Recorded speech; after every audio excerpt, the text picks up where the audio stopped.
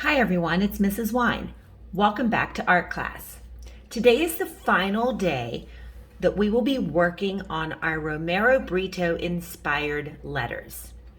And today what we will be looking at is how we can put the letters together and how Romero Brito leaves a thin black outline around all of his letters.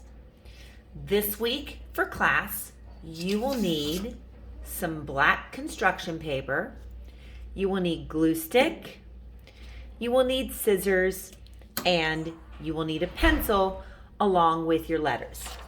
So let's get started. The first thing you will probably have to do, if your word has more than 3 letters, so if your word has 4, 5, or 6 letters, is you're going to have to take the 2 long black pieces of paper and you're going to have to glue them together because just one piece is not long enough for all of your letters. So here's how I did that. I took the 2 pieces that are cut the same width and I made sure that this is just a little bit wider than my letters. And all I have to do is take a little bit of glue stick, put a little bit of glue stick on the end of the paper,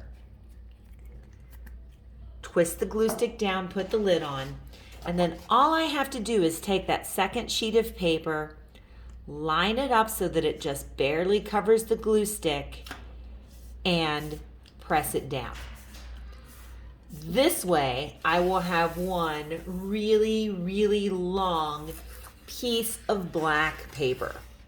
Way longer than I need it to be, but this way I will be able to glue all of my letters on.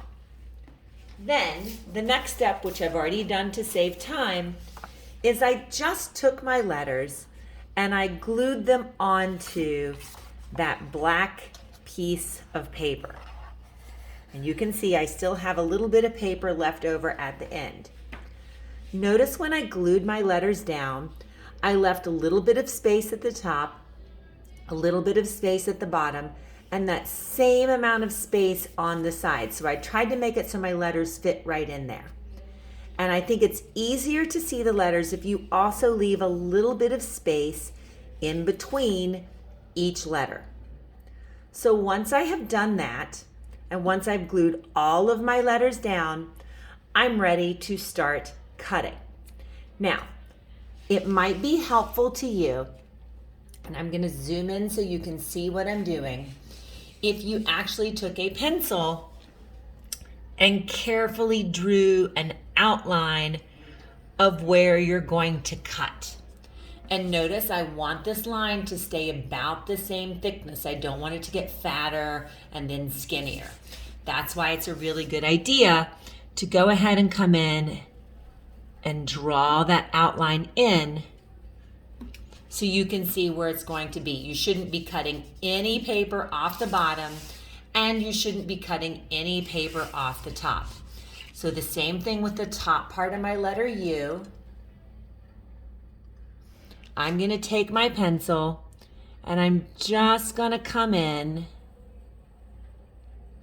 and see what I have to trim off. That pencil line will show up on the black paper so you can see where to cut. So that's all I'm going to do all the way down my letter. And then I go to the top of the N. So I'm only cutting out the spaces close to the letter. I'm not trimming anything off the top or off the bottom. Now, where it gets a little tricky is if you have a space that's enclosed. So here you see I have a really big space.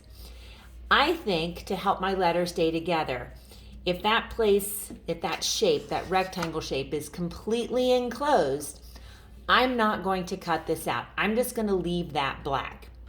But when I come over here to the next one, I see I could cut in here and I could cut that shape out.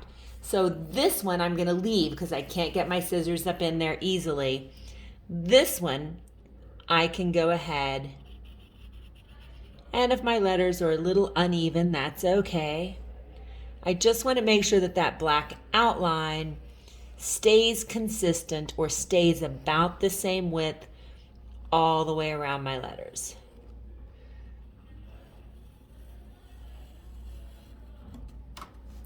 Then I'm going to come over here to the Y. And the same thing with the T and the Y. This is a big space that I can easily get in. So I'm going to draw it first.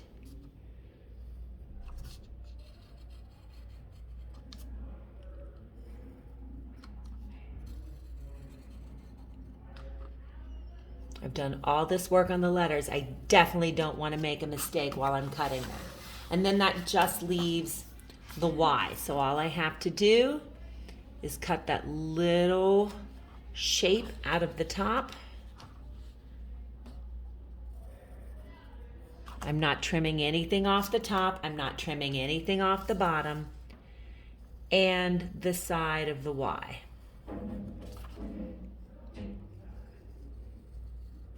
And once I have drawn that line to create the border all the way around, I'm ready to start cutting. And this will be the final step for the letters. So again, I want to make sure I take my time. I'm going to cut with a nice smooth edge,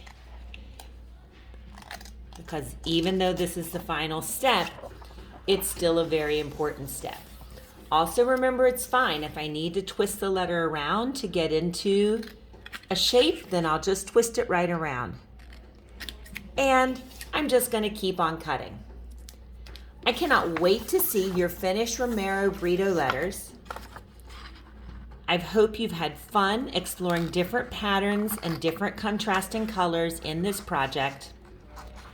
And until next time, keep on creating.